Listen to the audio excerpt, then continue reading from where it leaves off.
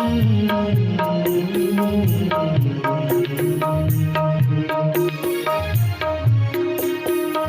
श्री महाभारत कथा।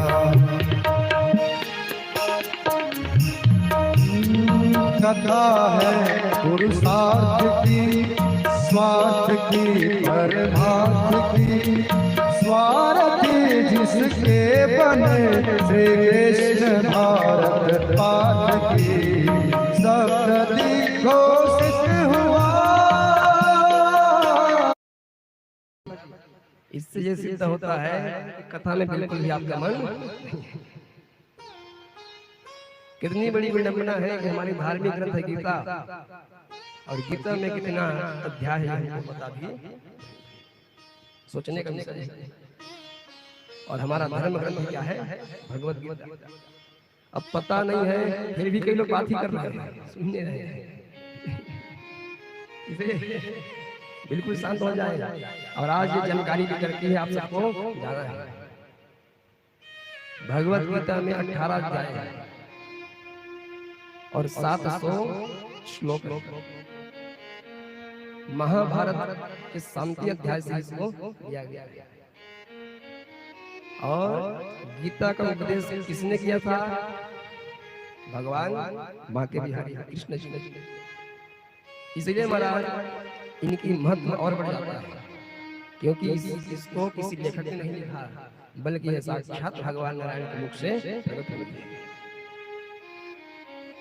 और ये श्रीमद् भगवत गीता का व्याख्यान भगवान कृष्ण ने किनको किया है? अर्जुन को, क्योंकि अर्जुन पथ से भटक चुका था। एकादशी का दिन था, दिन रविवार, और केवल 45 मिनट में ही भगवान बांके बिहारी ये भगवत गीता के उपदेश अर्जुन को दिए। 45 मिनट।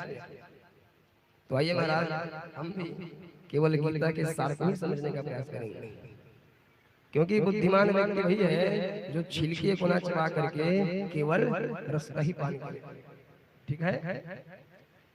गीता का महत्व समझाऊं इससे पहले तो महाराज बात यह है कि समाज में भ्रांति फैली हुई है। क्या भ्रांति? सामाजिक लोग कहते हैं कि भाई गीता को अभी क्यों पढ़े, गीता का पाठ हम अभी क्यों कराएं? तो बोले कब करना है भाई? तो बोले जब हम मरने के लिए आ जाए तब करना है। ये बहुत ही गलत प्रचार है। ऐसी भ्रांतियां चल रही है। कई प्राणी ऐसे हैं जो अभी तक गीता को खोल कर देखे भी नहीं होंगे। आप जानते हो कि गीता पढ़ेंगे, भागवत पढ़ेंगे तो हमारा कल्याण तो होगा, लेकिन आप लोग कहते हो महाराज मरते मरते पढ़ लेंगे, अभी क्यों टाइम बर्बाद करें? तो भाई आप कहोगे बड़े उम्र होने के बाद तो 80 साल के बुढ़वा हो जाओगे, 32 दांत झड़ जाएंगे, तो महाराज कृष्ण कृष्ण कहोगे तो फिसल फिसल आएगा। भगवान कृष्ण का नाम आने वाला भी उस समय चाहोगे कि हम कृष्ण नाम जपें, तो उस समय आप भगवान का नाम भी नहीं जप पाओगे। कहोगे महाराज एक काम करेंगे, मरते मरते गंगा जल पी लेंगे।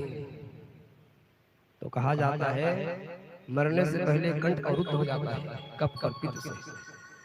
उस समय महाराज घर वाले आपको गंगा जल भी पानी कराएंगे, तो गंगा जल को आप अंदर ग्रहण नहीं कर पाओगे। कहोगे महाराज बुढ़ापे में तीर्थ व्रत कर लेंगे, तो भाई 80 साल में आप खुद चलते हो लाठी के सहारे, उस समय कहीं कहीं तीर्थ ही कर लो, तीर्थ भी कर नहीं पाए। समय बहुत कम है महाराज, समय जात नहीं लागे वाला।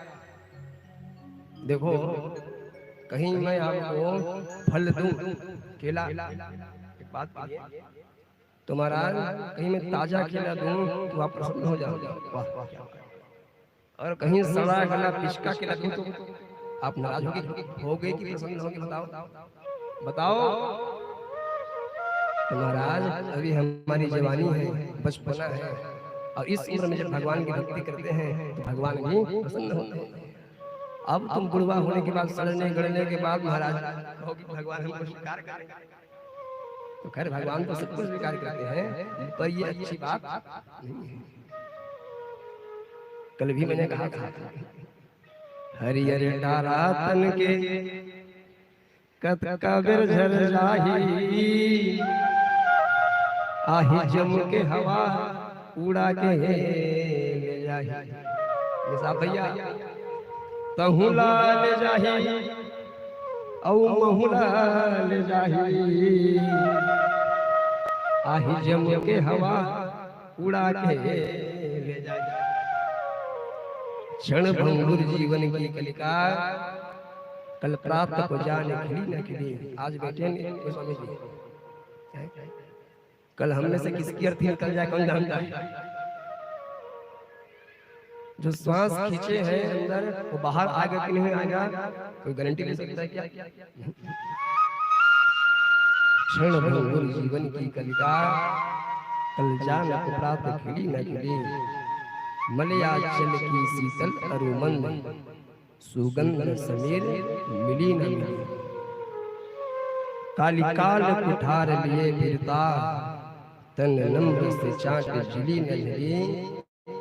रट ले हरि नाम अरीर सुना, तू अंत को जाने हिली नहीं। आज रट लो, शरीर चल रहा है, पैर चल रहा है, कीर्तन कर लो, भजन कर लो। अच्छा अच्छा अच्छा, ये घटना होता क्या है, जीवन भर कभी गीता का याद ही नहीं आता कि गीता नाम में भी कोई पुस्तिका है। सब शांत रहो, बिल्कुल शांत रहो। और जैसे ही घर में कोई मरने वाला व्यक्ति खाट पे जब पड़ता है तो तुरंत गीता का याद आता है। जाओ पंडित जी को चेक करके आओ, गीता सुनाएंगे। अच्छा अच्छा, और हम भी जब अपने गांव में गीता सुनाने के लिए जाते हैं मरने वाले व्यक्ति को, तो बेचारा इतना सीरियस लगता है महाराज, हम सोचेंगे कि क्या गीता सुनेगा ये। और जैसे ही प्रथम अध्याय स्टार्ट करते हैं, धर्म क्षेत्र कुरुक्षेत्र, तो घर वाले लोग क्या कहते हैं, महाराज जल्दी जल्दी, टाइम नहीं। तो बताओ उस समय क्या मरने वाला व्यक्ति गीता सुन पाएगा जी? सुन पाएगा? इसलिए भैया छठी की तैयारी 6 महीने से पहले करी, शादी की 1 साल पहले, तो मृत्यु की तैयारी भी आप करके रखना चाहिए। अच्छा आप लोग ये बताओ, घर में जब कोई व्यक्ति मरने वाला होता है तो आप लोग क्या करते हैं? बिल्कुल ऐसे खाट के सुला देंगे आंगन पे। अब वो बेचारा मरने वाला है, प्रणाम आ गया है, और आप लोग क्या करते हो जी? पूरे परिवार वाले से घेर लेंगे, अब जाने वाला है। अच्छा अब घेर के क्या कहते हैं, मैं कौन चिंतस, किनसे कहते हैं जी? मरने वाले व्यक्ति से। अब वो बेचारा कुछ पल बचा है, हरि का नाम ले लेगा, कुछ ले लेगा, तो आप लोग क्या कहते हो? मैं कौन चिंतस। अभी बताओ, क्या वो आप कहीं छीन भी लेगा तो क्या उनका कल्याण हो जाएगा? आपके चिन्हित हो जाने से क्या उस मरने वाले व्यक्ति का कल्याण हो जाएगा? हाँ कि नहीं? इसलिए जब किसी का अंत समय आए तो पहचान कहीं कराना है, तो अपना नहीं महाराज, कोई तस्वीर लेकर के जाओ राम की, कृष्ण की, और कहो ये कौन है चिंतस। अगर कहीं मरने वाला व्यक्ति कह दे कि ये तो राम है महाराज, उनका जीवन धन्य हो। तो भैया ये जो गीता है, ये मरने के समय पढ़ने वाली ग्रंथ नहीं है, ये तो जीते जी पढ़ने वाली ग्रंथ है। आप सभी इससे प्रसंग से भागवत में भी सुना हूँ, महाराज गीता के तो अनंत महत्व बताए गए। देखो कहा जाता है प्राणी जीवन भर दुख पाता है, क्योंकि जीवन ही दुख खाता है। और महाराज जीवन भर तो व्यक्ति दुख पाता ही पाता है, लेकिन मरने के समय तो महा दुख पाता है। जन्म दुखा जरा दुखा जाया दुखा पुनः पुनः, अंतकाल महादुखा तस्य जागृति जागृति। भाई जीवन भर दुख पा रहे हो, और कहते हैं मरने के समय तो महादुख होता है। 1000 बिच्छू एक साथ डंक मारे, कितना दर्द होता है। इसलिए भागवत के माध्यम से, प्रवचन के माध्यम से आप सबको ही समझाने का प्रयास किया जाता है। क्या? जन्म जन्म मुनि जतन कराही, अंत समय ना आवत नाही। जन्म जन्म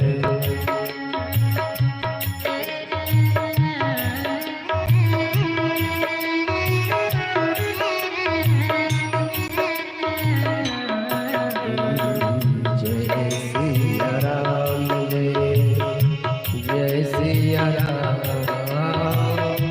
जय सिया राम, जय जय सिया राम।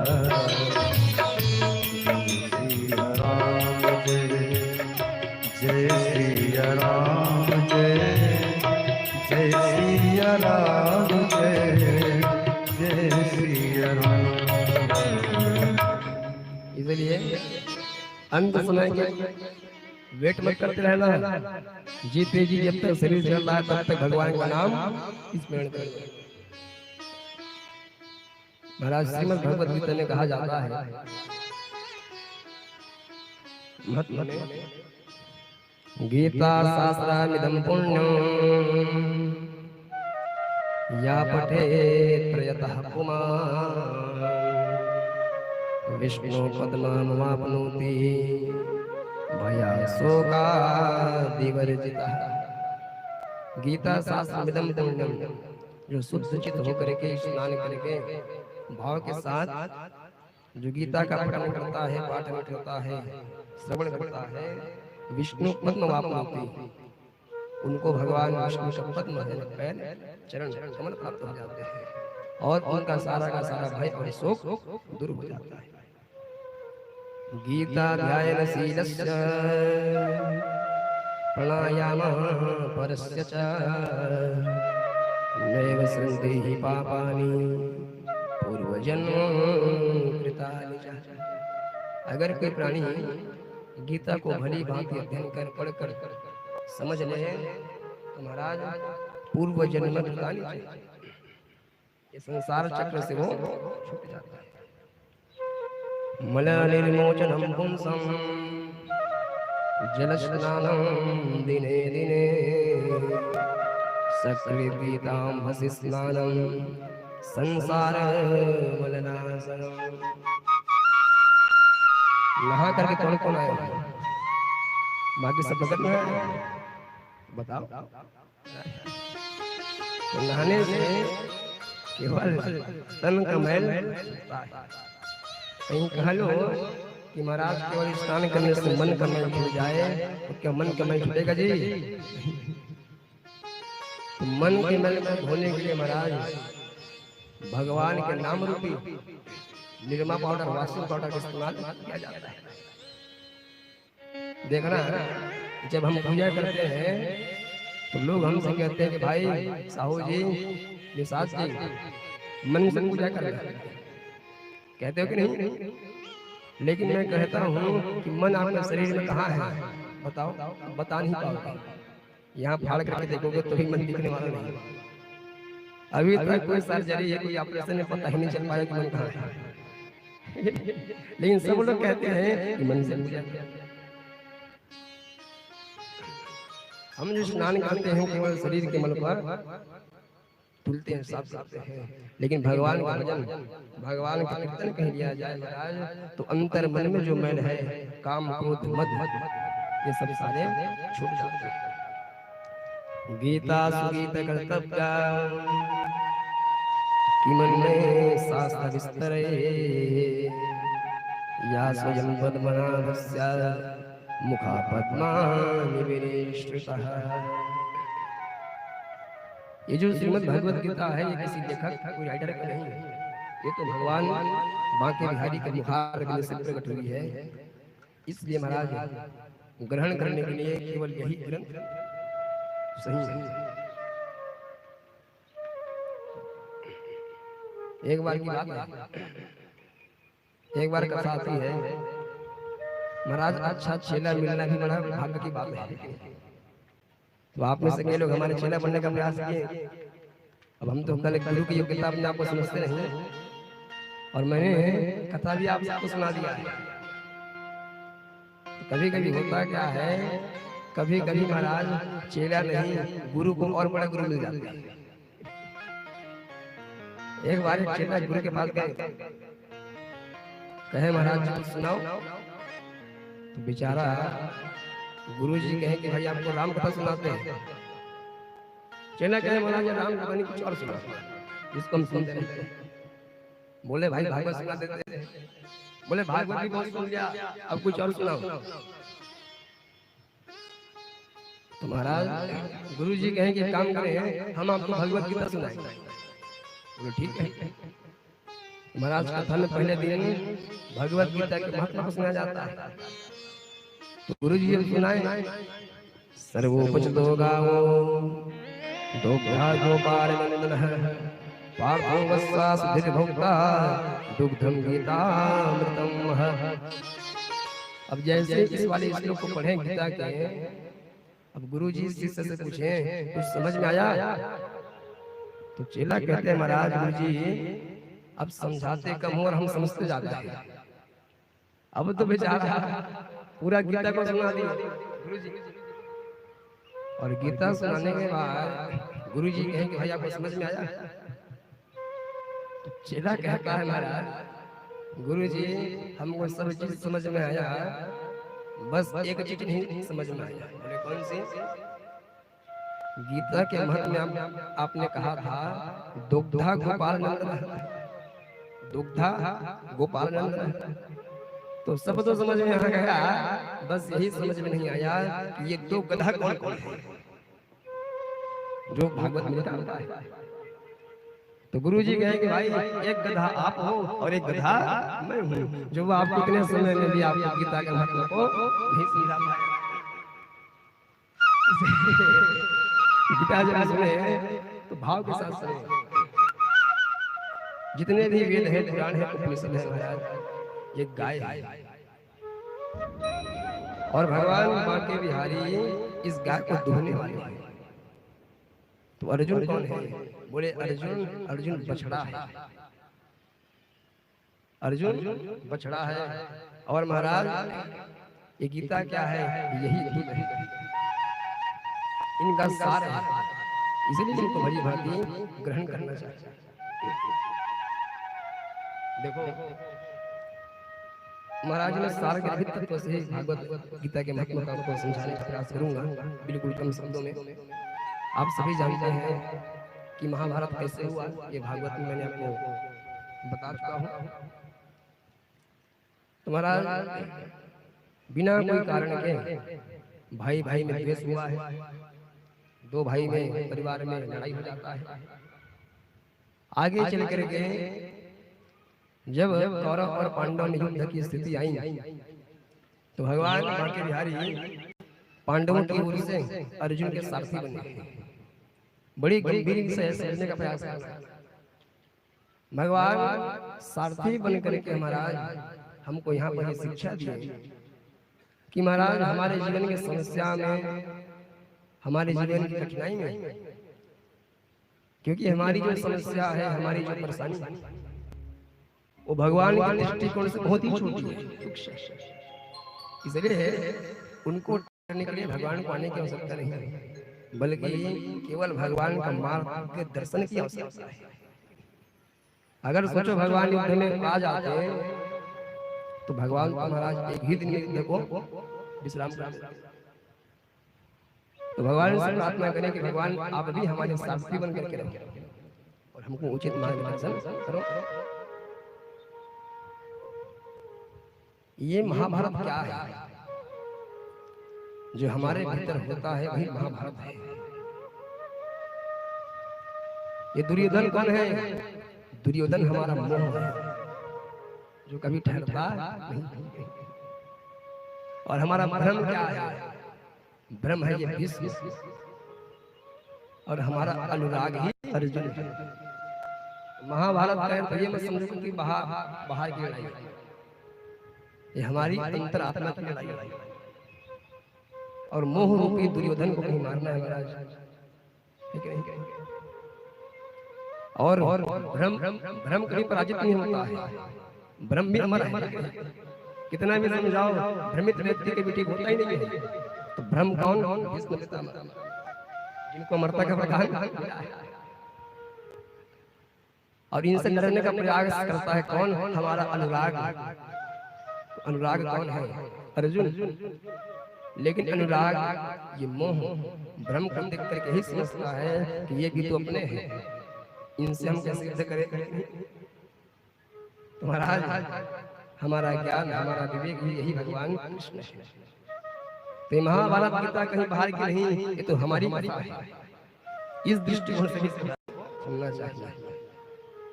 आगे चल करके जब कौरव और पांडव आमने सामने होते हैं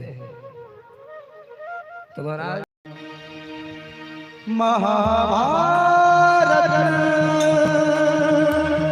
महाभारत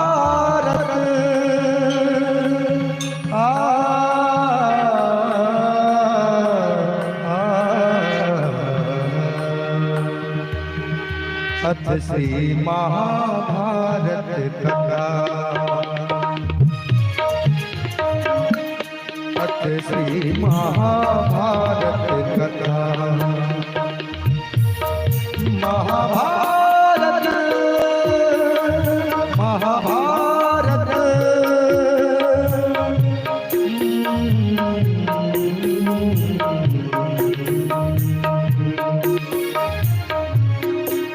अथ श्री महाभारत कथा।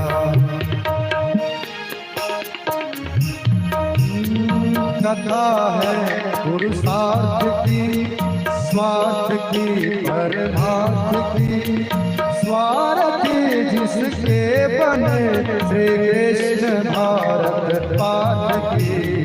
सप्तति घोषित हुआ सत्य साधक सर्वथा, सप्तति घोषित हुआ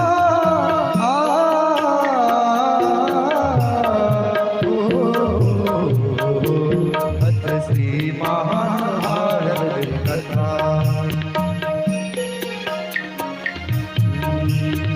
यदा यदा हि धर्मस्य ग्लानिर्भरत भारत, अभ्युत्थानं धर्मस्य तदात्मनं सृजाम्यहम्। परित्राणां साधूनां विनाशाय च दुष्कृतम्, धर्म संस्थापनार्थाय संभवामि युगे युगे। अथ श्री महाभारत कथा। कथा है पुरुषार्थ की, परमार्थ की, है पार्थ की। सारथी जिसके बने श्री कृष्ण भारत पाठ की। सप्तति घोषित हुआ जब, सप्तति घोषित हुआ सत्य सारथक सर्वथ पार की। अथ श्री महाभारत कथा। अथ श्री महाभारत कथा। अथ श्री महाभारत कथा। कथा है पुरुषार्थ की, परमार्थ की, निस्वार्थ की। सारथी जिसके बने श्री कृष्ण भारत पाठ की। अथ श्री महाभारत कथा। अथ श्री महाभारत कथा। अथ श्री महाभारत कथा।